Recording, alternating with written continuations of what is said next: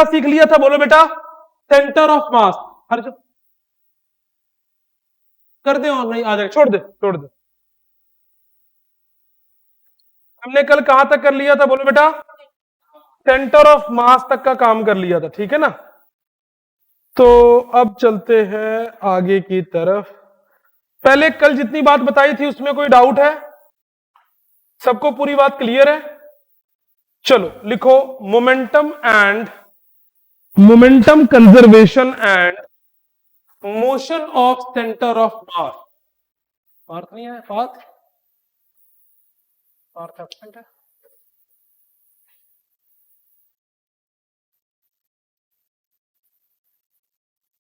Momentum conservation and motion of centre of mass.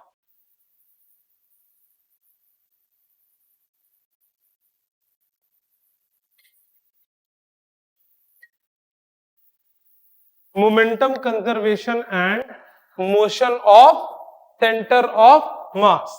बहुत ध्यान से सुनना, बहुत इंटरेस्टिंग कंसेप्ट है, बहुत ही ध्यान से सुनोगे इस बात को तो तुमको पूरी बात समझ में आएगी। लड्डू खाए? लड्डू, मोतीचूर के लड्डू खाए? मोतीचूर के लड्डू गरम गरम बनते देखे? जो बिल्कुल गरम गरम बन के आए हुए होते हैं, जो गरम गरम बन के आए होते हैं, है ना? मान लो कि हर्षिता का बर्थडे है और हर्षिता ने कहा कि भाई इस बार मेरे बर्थडे पे तुम सबको मोतीचूर के गरम गरम लड्डू मिलेंगे। क्या मिलेंगे तुम सबको? मोतीचूर के गरम गरम लड्डू। क्या मिलेंगे तुम सबको? मोतीचूर के गरम गरम लड्डू। लेकिन इसने एक शर्त रखी कि लड्डू कैसे खिलाऊंगी वो बताता हूं, मेरे से दूर खड़े रहना और मैं मोतीचूर के गरम लड्डू यहां से प्रोजेक्टाइल मोशन में थ्रो करूंगी। क्या मेरी बात समझ में आ रही है? बताओ, क्या हर्षिता का इरादा लड्डू खिलाने का है? नो। क्यों? जैसे ही वो गरम लड्डू इसको थ्रो करेगी, वो क्या करेगा? टूट जाएगा। क्या मेरी बात समझ में आ रही है? मान लो यहां कोई वेट फोर्स नहीं है, मान लेते हैं, ठीक है? तो ये जो टूटेगा, ये जो लड्डू टूटेगा, ये एक्सटर्नल फोर्स से टूट रहा है कि इंटरनल फोर्स से टूट रहा है? Internal force. किससे टूट रहा है ये? Internal force. फिर से समझ लो जरा, जब भी हम कोई एक सिस्टम डिसाइड करते हैं, सिस्टम के बीच के पार्टिकल्स में जो फोर्स लग रही होती है, that force is called internal force, है ना? और जो बाहर से लग रही होती है उसको हम क्या कहते हैं? External force. तो लड्डू टूटने के लिए कौन रिस्पॉन्सिबल है? Internal force. ध्यान से देखना, मान लो ये हर्षिता ने लड्डू रखा गरम गरम और इसको ऐसे थ्रो किया, यहां पहुंचते के साथ सारी बूंदी अलग अलग, यस और नो? पार्टिकल बिखर गया। अच्छा, लड्डू ऑब्जेक्ट है, यूनिफॉर्म ऑब्जेक्ट है, बीच में क्या होगा उसका? सेंटर ऑफ मास। तो थोड़ी देर के बाद लड्डू यहां पहुंचा होगा तो उसका सेंटर ऑफ मास भी यहां होगा, यस और नो? जब लड्डू यहां पहुंचा होगा तो उसका सेंटर ऑफ मास भी यहां होगा, बोलो यस। जब लड्डू टूट गया तो centre of mass will still travel the same path. मतलब लड्डू अब नहीं है, लेकिन उसका सेंटर ऑफ मास अभी भी उसी पाथ पे है। तो हर्षिता कहेगी कि आपके मुंह में लड्डू का सेंटर ऑफ मास पहुंच गया। Have fun. क्या मुझे समझ आ रही है? क्या लड्डू पहुंचा, लेकिन कौन पहुंच गया? लड्डू का centre of mass. Provided laddu क्यों टूट रहा हो? इंटरनल फोर्स की वजह से। तो पहली चीज जो हमने सीखा, एग्जाम्पल मैंने क्यों बताया, चीजें याद रहेंगी। क्या सीखा हमने? कि सेंटर ऑफ मास, कौन? सेंटर ऑफ मास किस पे डिपेंड करता है? It depends on external force. और थोड़ा प्रिसाइज बोले तो मोशन ऑफ सेंटर ऑफ मास। कौन बेटा? Motion of centre of mass depends on external forces only. It does not depend on internal forces. It does not depend on internal forces. तो लिखो सबसे पहले, सबसे लिखो, if no external force is acting, लिखो, if no external force is acting, if no external force is acting, the velocity of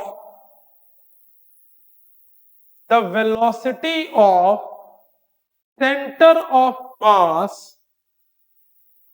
the velocity of center of mass will remain constant. The velocity of center of mass will remain constant. अगर कोई external force नहीं हो तो velocity of centre of मास क्या रहेगी? Constant रहेगी. एक और एग्जांपल देखो.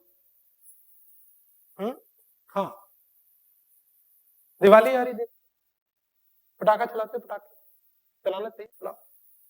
रॉकेट चलाए, रॉकेट कैसे होता है? रॉकेट को मान लो तुमने एक बोतल में रख दिया, रॉकेट ऐसे रखा हुआ है, रॉकेट में लगा दी आग, रॉकेट में क्या लगा दी? आग. रॉकेट ऐसे जाएगा, हवा में क्या होगा? रॉकेट ब्लास्ट हो जाएगा, फट जाएगा. तो आपने ऐसे एक रॉकेट को लॉन्च कर दिया, रॉकेट लॉन्च मतलब आग लगा दी, रॉकेट इस पाथ पे जा रहा होगा. हाँ ना बोलो यार. रॉकेट जब यहां पहुंच गया तो रॉकेट फिर से क्या हो गया? टूट गया, मतलब रॉकेट फट गया. रॉकेट को हमने बाहर से किसी फोर्स लगा के फोड़ा कि रॉकेट खुद से फट गया? External force, internal force, internal force, external force, internal force, internal force. Rocket के फटने के लिए कौन रिस्पॉन्सिबल है? Internal force. अब स्टिल अगर रॉकेट का ये सेंटर ऑफ मास था तो रॉकेट अब नहीं है, लेकिन still its centre of mass will travel the same path. Still its centre of mass will travel the same path. तो रॉकेट अभी फिर से किस पाथ पे मूव कर रहा होगा? बोलो बेटा, उसी सेम पाथ पे मूव कर रहा होगा. क्या मेरी बात क्लियर है? अब इसी सेम पाथ पे रॉकेट क्या कर रहा होगा? बोलो बेटा, मूव कर रहा होगा. कोई डाउट वाली बात? ठीक है, चलो ये हो गई बात. अब थोड़ा और आगे बढ़ते हैं, और एग्जांपल लो. मान लो लल्लू राम की शादी होगी और लल्लू राम अपनी वाइफ के साथ डल झील घूमने गया. कहां गया? डल लेक. डल लेक पता है कहां है? दार्जिलिंग में, श्रीनगर.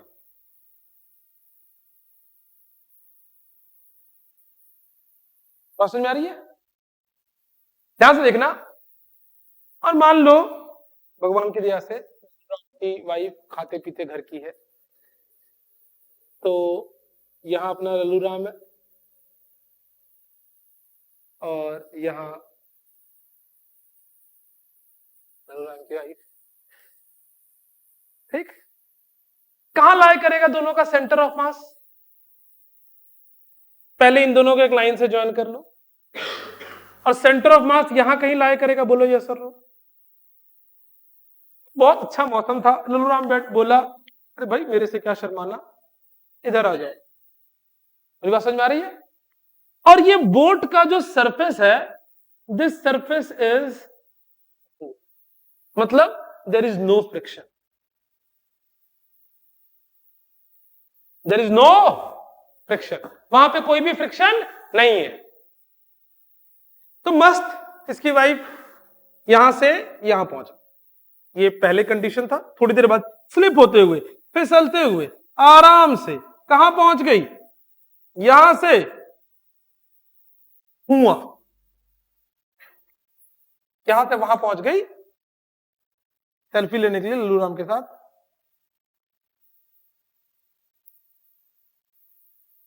इंटरेस्टिंग बात. कितना खुश है, खुश होना भी चाहिए. इंटरेस्टिंग बात, कोई भी एक्सटर्नल फोर्स नहीं लग रही है. तो अब भाग्यवान उधर है, लेकिन centre of mass will still remain at the same position. क्यों? क्योंकि सेंटर ऑफ मास तभी अपनी जगह चेंज करता है अगर वहां पे लगने वाली फोर्स कैसी हो? एक्सटर्नल. अगर लल्लू राम किसी रस्सी से बांध के इसको अपनी तरफ खींचता तो सेंटर ऑफ मास क्या होता? शिफ्ट हो जाता. ये यहां से बैठी और ऐसे लुढ़कते हुए फिसलते हुए यहां तक पहुंच गई, फ्रिक्शन नहीं है, सरफेस स्मूथ है, आइडियलिस्टिक कंडीशन है, यहां पहुंच गई, there is no external force, the position of centre of mass will still remain the same. क्यों? क्योंकि मैंने सबसे पहली लाइन क्या लिखाई है, centre of mass only depends on external forces. तो इसको मैं प्रूव भी कर देता हूं, छोटे छोटे एग्जांपल्स, मैंने आपको ये एग्जांपल्स बताए, इस एग्जांपल की हेल्प से आपको सिचुएशन समझ में आ गई है। अब मैं इसके आपको बेसिक प्रूफ्स बताता हूं, सो दैट कि जो मैं आपको आज पढ़ाने वाला था वो मोनोटोनस ना हो जाए, आपको सारी सिचुएशन समझ में आए। तो आपके दिमाग में सबसे पहली चीज क्या आई है, अगर किसी बॉडी पे एक्सटर्नल फोर्स नहीं लग रहा हो, अगर किसी बॉडी पे एक्सटर्नल फोर्स नहीं लग रहा हो तो उस बॉडी का सेंटर ऑफ मास चेंज नहीं होगा, शिफ्ट नहीं होगा। क्या मेरी बात पूरी तरह से क्लियर है? क्या मेरी बात पूरी तरह से क्लियर है? चलो भाई आगे चलते हैं और थोड़ी और सिचुएशन को समझते हैं। मान लो अब इसी चीज को मैं मैथमेटिकली एक्सप्लेन करता हूं, ये एक बॉडी है, ये बॉडी का सेंटर ऑफ मास है और इसके सेंटर ऑफ मास पे मैंने एक फोर्स एक्सटर्नल लगा दिया और इस फोर्स एक्सटर्नल की वजह से इस बॉडी की ये एक्सेलरेशन। क्या सिचुएशन क्लियर है? क्या आपने Newton second law of motion पढ़ रखा है? पढ़ रखा है। क्या कहता है बताओ? Force external is equal to mass into acceleration of centre of mass. बोलो यस और no. Force external is equal to mass into acceleration of centre of mass. लिखो लिखो।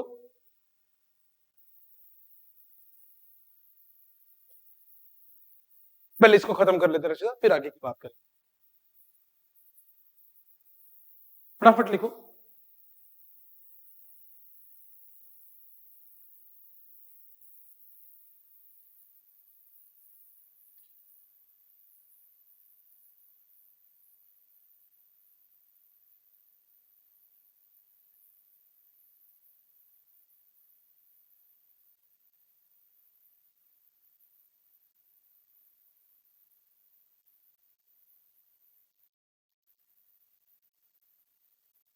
डन। अब देखो जरा सा, so in the absence of external force,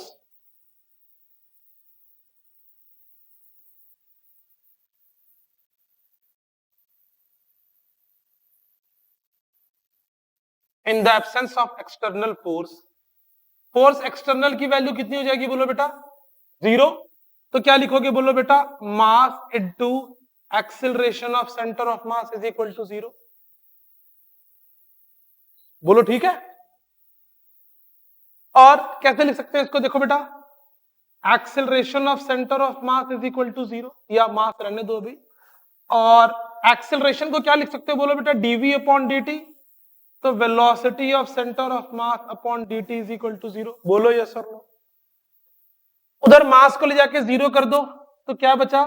velocity of centre of mass upon dt is equal to zero. बोलो yes और no. किसकी differentiation zero होती है? कांस्टेंट की।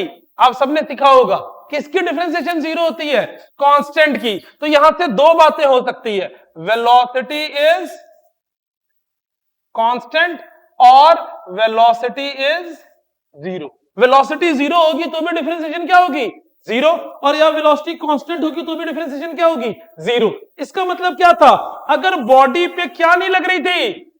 एक्सटर्नल फोर्स, तो बॉडी की वेलोसिटी, या तो ये वेलोसिटी किसकी है? ये वेलोसिटी किसकी है? सेंटर ऑफ मास की। तो सेंटर ऑफ मास की वेलोसिटी क्या रहेगी? या तो कांस्टेंट या फिर सेंटर ऑफ मास की वेलोसिटी क्या हो जाएगी? जीरो। बोलो पूरी बात क्लियर है? फटाफट नोट डाउन कर लो।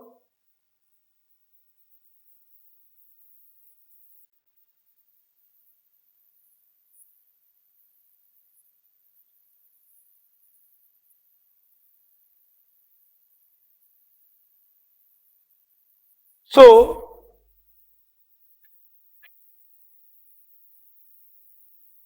बोलू, सो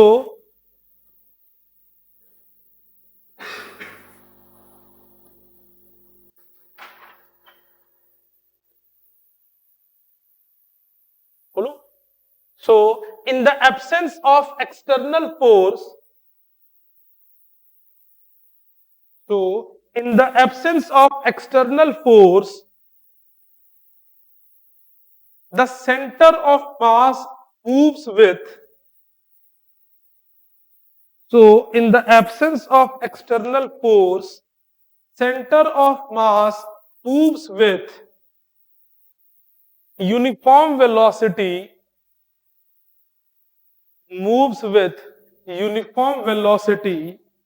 or will be at rest,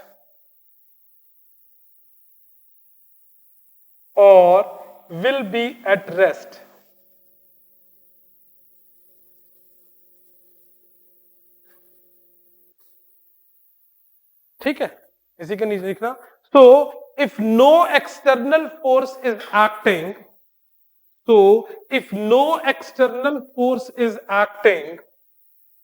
on the system,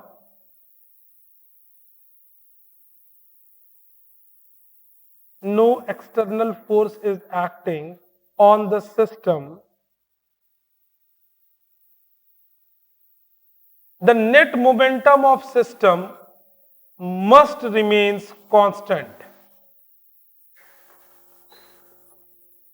बात समझ में आ रही है? यहां से फिर से क्या लग गया बोलो बेटा, कंजर्वेशन ऑफ मोमेंटम, कि अगर बॉडी पर कोई भी नेट फोर्स नहीं लग रही है तो उसका मोमेंटम क्या रहेगा बोलो बेटा, वहां पे कंजर्व रहेगा या कांस्टेंट रहेगा. बोलो बात क्लियर है? इस केस में उसका मोमेंटम क्या रहेगा, कंजर्व रहेगा या फिर कांस्टेंट रहेगा. तो मैं सीधे कंक्लूजन पे, फाइनल कंक्लूजन की अगर हम बात करें यहां पे, तो क्या है conclusion? Force external is equal to zero. Force external is equal to zero. तो इसका मतलब क्या होगा, velocity of centre of mass is equal to. बोलो बात समझ में आ रही है ना? अगर कोई फोर्स नहीं लग रही होगी तो वेलोसिटी ऑफ सेंटर ऑफ मास क्या होगा, वहां पर जीरो हो जाएगा. नोट करके एक पॉइंट लिख लो, object initially at rest,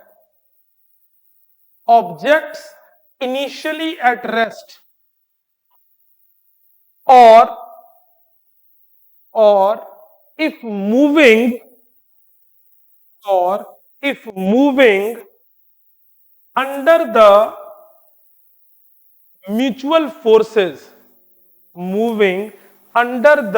mutual forces, that is electrostatic or gravitation,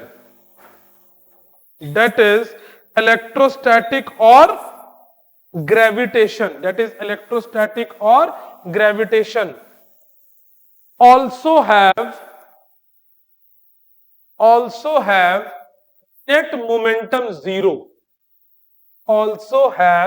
net momentum zero, बोलो बात समझ में आ रही है? Also have net momentum zero. देखो एग्जाम्पल के लिए समझते हैं, एक एक करके मैं सारे एग्जाम्पल देता हूं, एग्जाम्पल की वजह से समझो.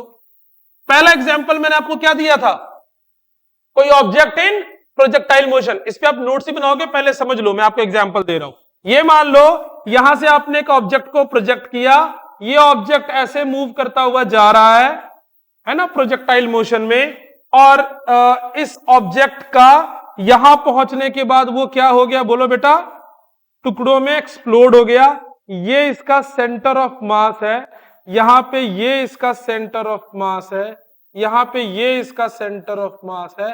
तो इसका centre of mass will still move on the same path. इसका सेंटर ऑफ मास अभी भी किस पे मूव करेगा बोलो बेटा, still move on the same path. बोलो क्लियर है? पहला एग्जांपल हो गया. दूसरा एग्जांपल देखो, इस बार मैं लल्लू राम का एग्जांपल नहीं ले रहा, पर कहानी स्टोरी सेम है.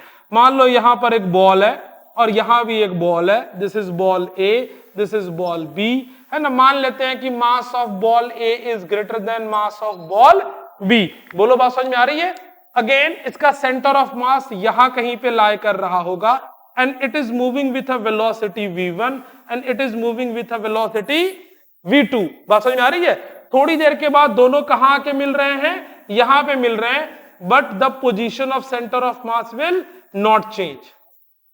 समझ आ रही है बात की नहीं आ रही है? मैंने अभी जो एग्जांपल दिया उसी को लिखवा रहा हूं, बोलो भाई। बट द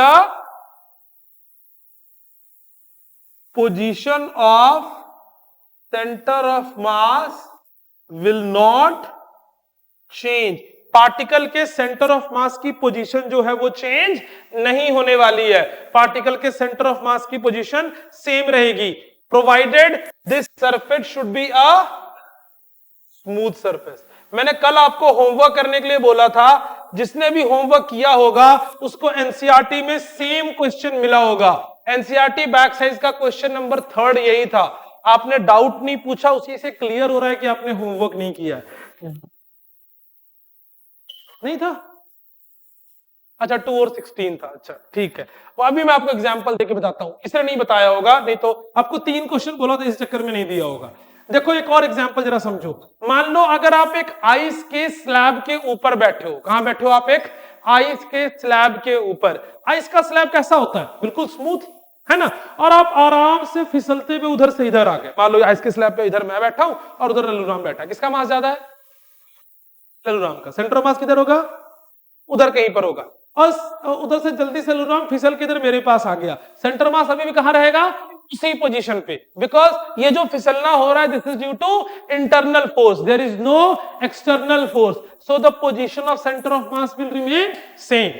और एग्जांपल देखो, थर्ड एग्जांपल। आप इस सबके ऊपर भी नोट्स भी बनाओगे, ध्यान से देखना जरा सा, ध्यान से देखना। मान लो मेरे पास एक अर्थ है, मेरे पास कौन है? एक अर्थ है ही, और हमारे पास कौन है? मून है। और हमारे पास कौन है? मून है। अर्थ के अराउंड कौन घूम रहा है? मून। अर्थ के अराउंड कौन घूम रहा है? मून। अर्थ के अराउंड कौन घूम रहा है? मून। कैसे पाथ पे घूम रहा है? सर्कुलर पाथ पे।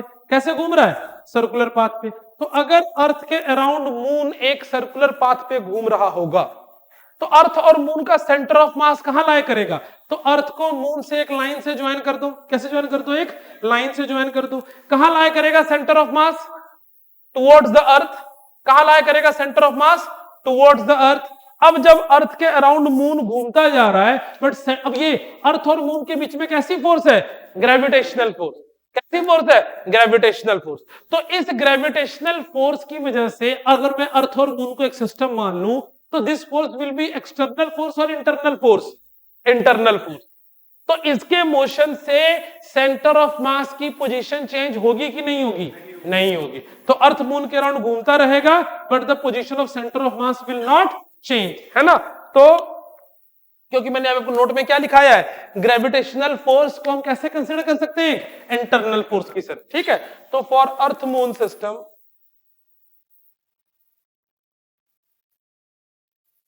The position of centre of mass will not change.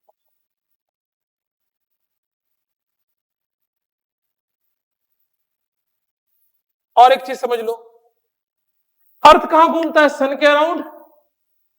कहां घूमता है? सर्कुलर ट्रैक पे। अर्थ और सन का सेंटर ऑफ मास कहां लाया करेगा? सन की तरफ। कहां लाया करेगा? सन की तरफ।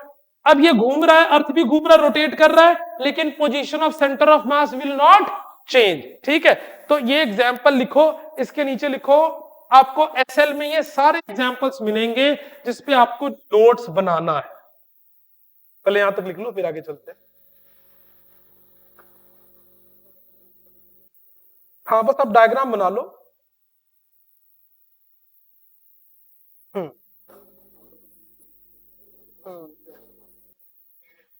हम्म। वहां पे नहीं होगा, ये रियलिस्टिक सिचुएशन के लिए नहीं है।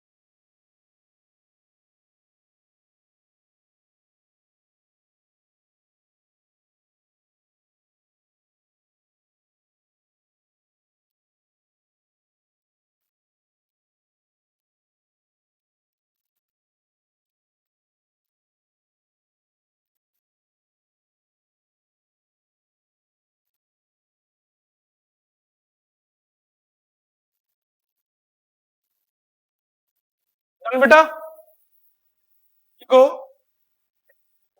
Proof of total linear momentum of a particle, proof of, school exam में ये प्रूफ आ सकता है, proof of total linear momentum of a particle, total linear momentum of a particle और सिस्टम ऑफ पार्टिकल्स, और system of particles conserved in the absence of, conserved in the absence of any external force, conserved in the absence of any external force. ठीक है, क्या proof करना है कि system of particle में linear momentum क्या रहे, कंजर्व रहे. लिखो, let us consider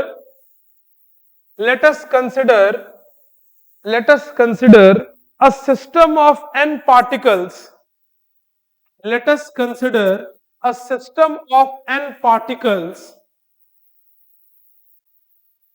m1 m2 m3 mn. Let us consider a system of n particles m1 m2 m3 mn.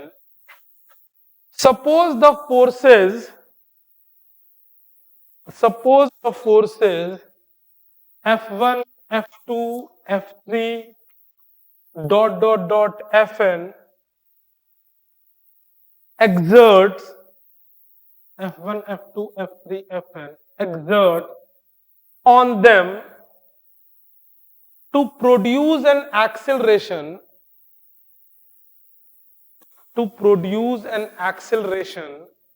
A1, A2, A3 an. बात समझ में आ रही है? क्या बता रहा है, इस पे इतनी फोर्स लग रही है, कितनी एक्सेलरेशन प्रोड्यूस होगी वो बता दिया है. मान लो, लेट, लिखो, let no external force is acting on the system.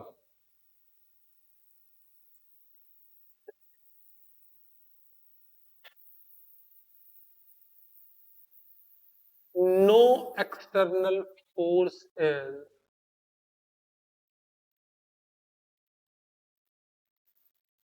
acting on the system. System पे कोई भी एक्सटर्नल फोर्स नहीं लग रही है. तो मैं क्या लिखूंगा, ध्यान से देखना बेटा, बहुत ही इजीली प्रूफ होगा. फोर्स एक्सटर्नल की वैल्यू कितनी हो गई, बोलो बेटा, 0. फोर्स एक्सटर्नल मतलब first force, second force, third force, nth force is equal to 0. बोलो कोई दिक्कत वाली. फिर Newton second law of motion से क्या लिख सकते हैं, F is equal to ma. लिखो, इसके बाद क्या लिखोगे, बोलो, m1 a1 plus m2 a2 plus m3 a3 mn an is equal to 0. बोलो कोई डाउट वाली बात. चलो, अब यहां से ए के जगह पर अब सबने बचपन में सीखा हुआ है, बोलो बेटा, बचपन में ही नहीं तो नहीं सीखा, लेकिन +1 में सीखा. Acceleration is dv by dt. Yes और नो? सब्स्टिट्यूट करो, वैल्यू क्या लिखोगे, बोलो, m1 dv by dv1 by dt, m2 dv2 by dt plus m3 dv3 by dt mn dvn by dt is equal to 0. कोई doubt वाली बात? अब क्या करो, d बाय dt कॉमन निकाल लो यहां से. तो d बाय dt कॉमन निकालोगे तो क्या बनेगा, बोलो, m1 v1 plus m2 v2 plus m3 v3 mn vn is equal to 0. बोलो यस और नो? और फिर से यहां से क्या पता लग रहा है, किसकी डिफरेंशिएशन 0 होती है, कांस्टेंट की. तो क्या लिख सकते हैं, ध्यान से देखना, m1 v1 plus m2 v2 plus m3 v3 mn vn will remain constant. बोलो पूरी बात क्लियर है? फिर m1 v1 का मतलब क्या होता है, momentum 1 plus momentum 2 plus momentum 3 momentum n will remain constant. बात समझ में आ रही नहीं आ रही है ना? या फिर जीरो भी हो सकता है। इन सबको ऐड कर दोगे तो momentum total will remain constant. So if no external force is acting, the momentum of centre of mass will remain constant.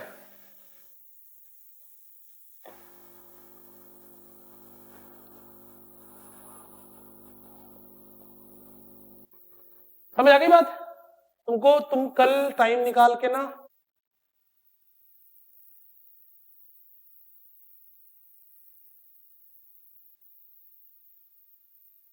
के लिए सबको आ रहे हो ना, है ना? देख लो मीटिंग आईडी आपकी क्या है, लिख लो।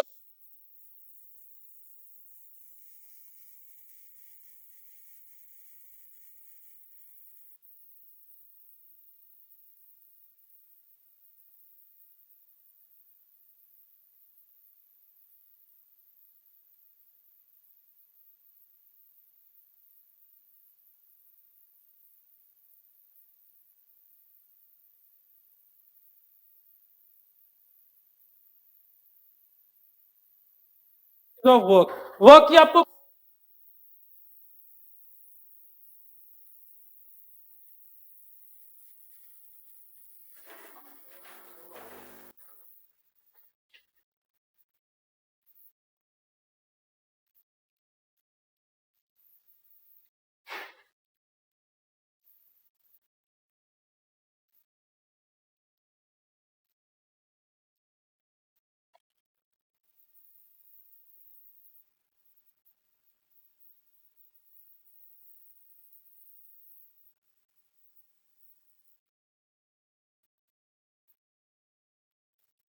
हो गया बेटा? नेक्स्ट लिखो।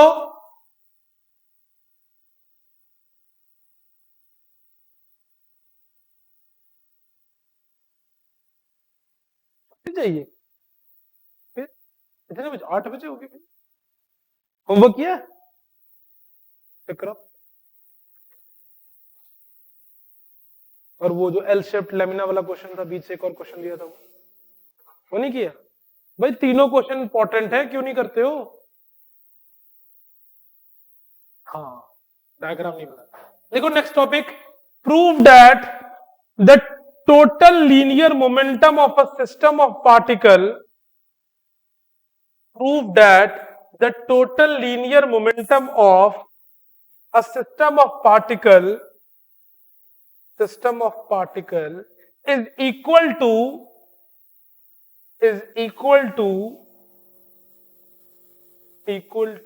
the product of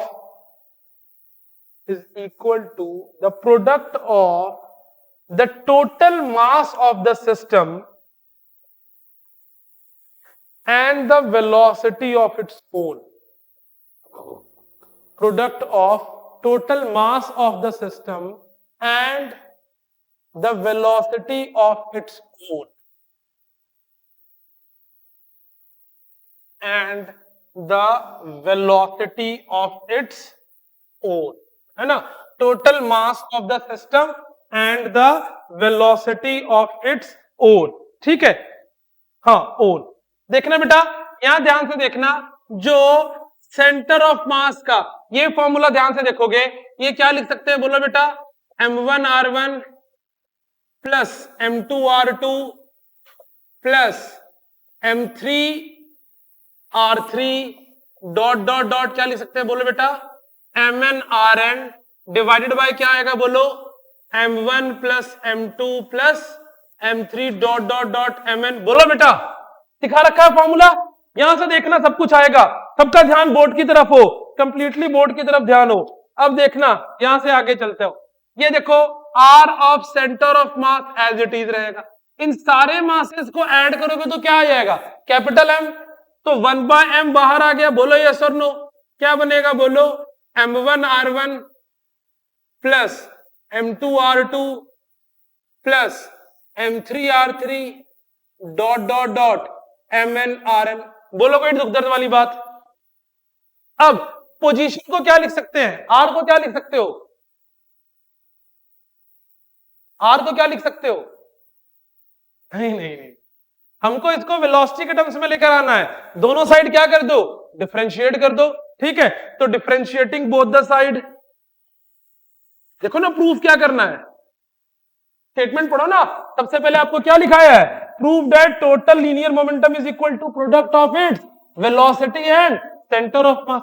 डिफरेंशिएट करो, क्या होगा बोलो बेटा, डी आर, ये किसका है, किसकी डिफरेंशिएशन, सेंटर ऑफ मास की, इज इक्वल टू, कांस्टेंट तो बाहर आ जाएगा, बोलो बेटा, डी बाई डी टी, किसकी differentiation, m1 r1 plus m2 r2 plus m3 r3 dot dot dot mn rn। बोलो बात समझ में आ रही है।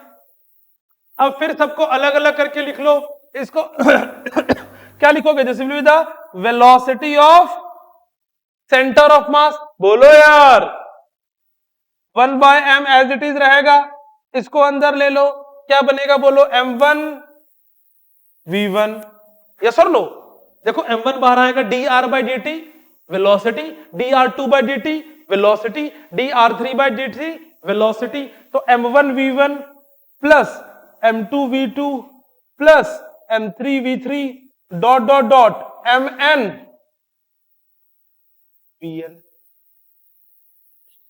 आ रही बात समझ की नहीं आ रही है, चेक करो क्या बनेगा, देखो बेटा, velocity of centre of mass, school exam में ये सब प्रूफ आता है बेटा, velocity of centre of mass is equal to 1/m, और ये क्या हो जाएगा बोलो बेटा, फर्स्ट का मोमेंटम प्लस सेकंड का मोमेंटम प्लस थर्ड का momentum, so on N momentum. बोलो यस और नो। मास को इधर ले आओ, क्या बनेगा, mass into velocity of centre of mass is equal to momentum. तो यही प्रूव करना था, देखो momentum is equal to mass into velocity of centre of mass. Check करो आराम से, कोई स्टेप क्लियर नहीं हो तो प्लीज मेरे से पूछो। क्या बेटा, 1/m, सारे मासेस को ऐड कर दिया तो total mass of the system capital M होगा।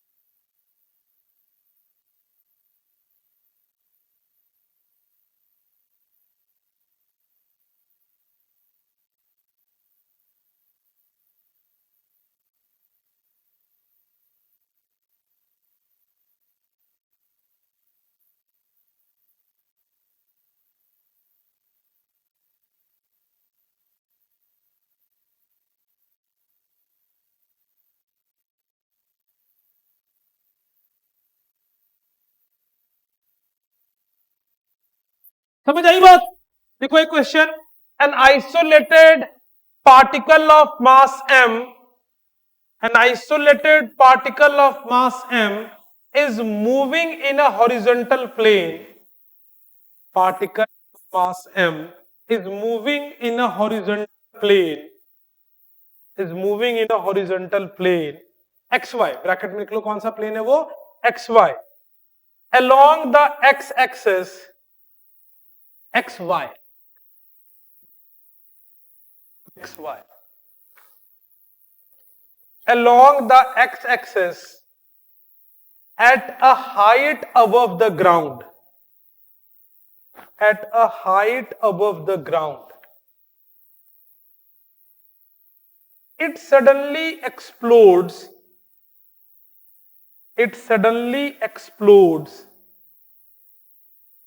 into two fragments, into two fragments of masses m by 4 and 3m by 4, m by 4 and 3m by 4 at any instant later, at any instant later. The smaller fragment is at, the smaller fragment is at y is equal to plus 15 centimeter. The smaller fragment as at y is equal to plus 15 centimeter. What is the position of, what is the position of larger fragment, what is the position of larger fragment at this instant? What is the position of larger fragment at that instant? इसी समय larger fragment की positioning क्या होगी? क्या question समझ में आया? Question क्या कह रहा है, एक पार्टिकल प्रोजेक्टाइल पाथ पे जा रहा था, सर्टेन हाइट में पहुंच के क्या हो गया, एक्सप्लोड हो गया, सर्टेन हाइट में पहुंच के क्या हो गया, एक्सप्लोड हो गया। एक का मास कितना है m/4, दूसरे का मास कितना है 3m/4, किसकी पोजीशन दी हुई है, स्मॉलेस्ट फ्रेगमेंट, मतलब m/4 इस पोजीशन पे है तो इसकी पोजीशन आपको पता करनी है। क्या मेरी बात समझ में आ रही है? ट्राई करो, तब तक इसके असाइनमेंट निकाल के देता हूं, फटाफट ट्राई करो।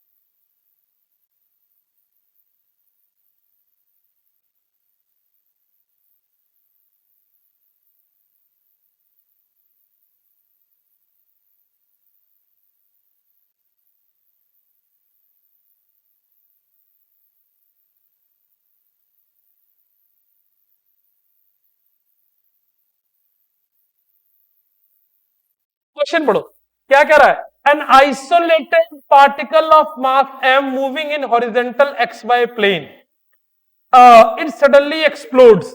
देखो मेरी बात समझना ध्यान से, यहां ध्यान से देखो, देखो कितना आसान है। सेंटर ऑफ मास का क्वेश्चन ना प्रैक्टिस करने से सीखोगे। ये यहां पर क्या हो गया, एक्सप्लोड हो गया।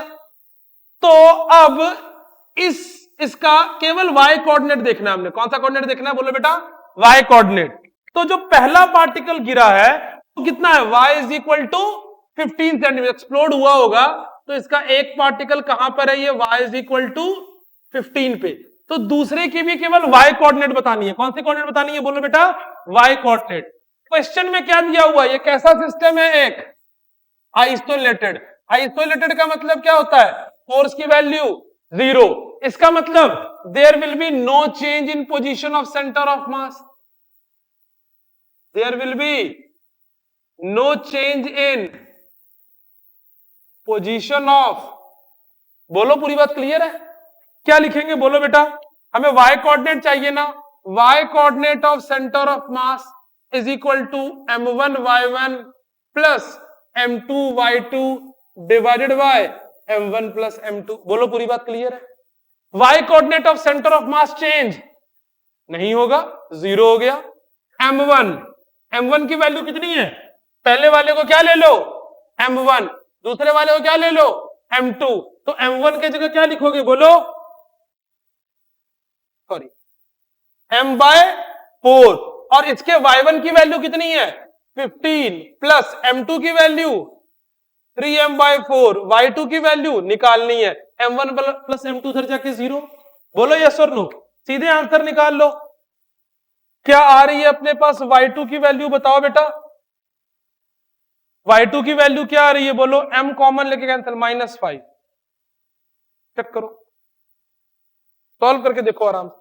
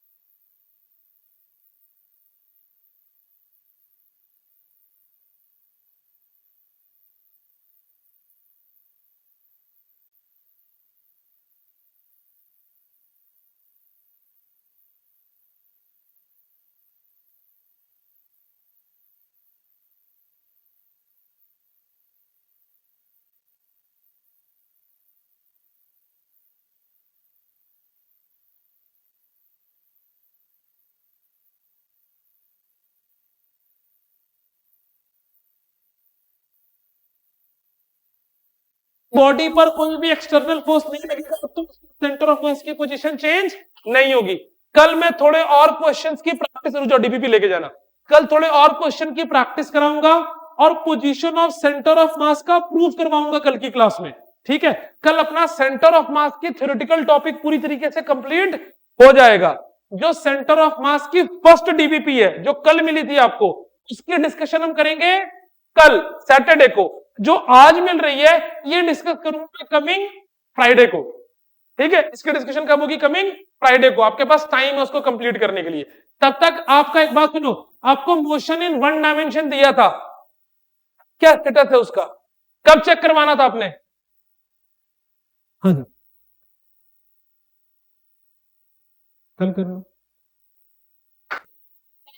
तुम्हारी बेटा क्या हुआ है, पूरा नहीं हुआ, कब तक हो जाएगा? कल हो जाएगा। नहीं सर पता कैसे नहीं, पता करना पड़ता है बेटा, पता करना तो बहुत जरूरी है।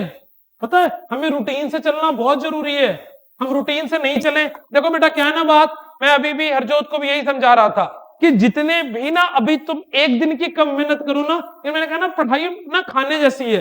ये तो जिम जाने वाले से स्मार्ट लड़के दिखते हैं मेरे को, इन सबको सब आइडिया है। ठीक है, क्या आइडिया है आपको? अगर आप एक बर्गर खा लो, मेरे को नहीं आइडिया, मेरा पेट मत देखो बड़ा है, ठीक है, अगर आप एक बर्गर खा लो तो उसके बदले आपको 2-2.5 घंटे एक्सरसाइज करने पड़ते हैं। पता नहीं पता है? स्मार्ट आदमी ये लोग। सिमिलरली एक दिन की क्लास की पढ़ाई मिस कर दो, या ठीक से ना पढ़ो, या सही गाइडेंस में ना रहो, तो बाद में तुमको उसके बदले 3 दिन वर्ग के बराबर मेहनत करनी पड़ेगी। क्या मेरी बात समझ आ रही है? जब भी क्लास मिस करो या कोई तुमको घुमाने ले जाए या बोले काम छोड़ना है, तो ये सोच के छोड़ना कि अगर तो पढ़ाई करनी है, पढ़ाई से जिंदगी में कुछ बनाना है, तो जो आज का छोड़ रहे हैं ना, इसके बदले मुझे 3 दिन के बराबर की मेहनत करनी पड़ेगी। ऐसा सोचोगे ना तो छोड़ने की मोटिवेशन अपने आप क्या हो जाएगी? कम। समझ छोटू, थोड़े बुखार से बिल्कुल नहीं गिरोगे, है ना? थोड़ा सा भी मन हल्का सा भी विचलित होता है ना तुम्हारा, तुम क्या करते हो? धीरे से निकल लेते हो, फिर ऑनलाइन लगा लेते हो। ऑनलाइन में नुकसान मुझे कुछ है बेटा? मुझे बताओ, कोई प्रॉब्लम है? मैं क्यों चाहता हूं आपके थोड़ा शरीर को टफ बनाओ। थोड़े टफ सिचुएशन से कई बच्चे बोर्ड का पेपर फीवर में देने जाते हैं, अगर छोड़ देगा तो क्या होगा? साल खराब हो जाएगा। बात समझ में आ रही है नहीं आ रही है? अजय तैयार हो गया? ले आ फिर किसकी वेट कर रहा? 8:30 शार्प ऑनलाइन मिलेंगे वर्क की डीबीपी डिस्कशन करने के लिए। बांट दे प्रसाद। It will be checked on Thursday. ठीक है, आपके पास टाइम है इसको कंप्लीट करने के लिए। इसके पहले काम या मोशन इन 1D का इधर दोनों छोटू, मोशन इन 1D का नोट्स और पिछला काम करना था, काम हुआ है? मैं कल चेक करूंगा, जिसका नहीं हुआ है उठने के लिए तैयार रहना कल। फिर नहीं तुम कल दिखा देना, कल नोटबुक लेकर आना, सिंसियरिटी बढ़ाओ अपनी। 1 मिनट, इसके क्वेश्चंस की ना दे उधर, इसके क्वेश्चंस को करना शुरू आज से ही कर देना। मेरी बात समझ में आ रही है? इसको करना शुरू कब से कर देना? आज से कर देना, क्योंकि अभी ये ताजा ताजा गरम गरम कंसेप्ट है, साथ ही साथ निकाल लेना। बात समझ में आ रही है? किसको नहीं मिला है दोबारा ले लो, मुझे लगता है प्रिंट अजय एक में क्लियर नहीं है। इंक खत्म हो गया? इंक खत्म हो गया बेटा, कल मैं इंक फिर डलवा के लेकर आता हूं। ठीक है, इंक खत्म हो गई। ठीक है, ओके बेटा, that's all for today's class. See you guys on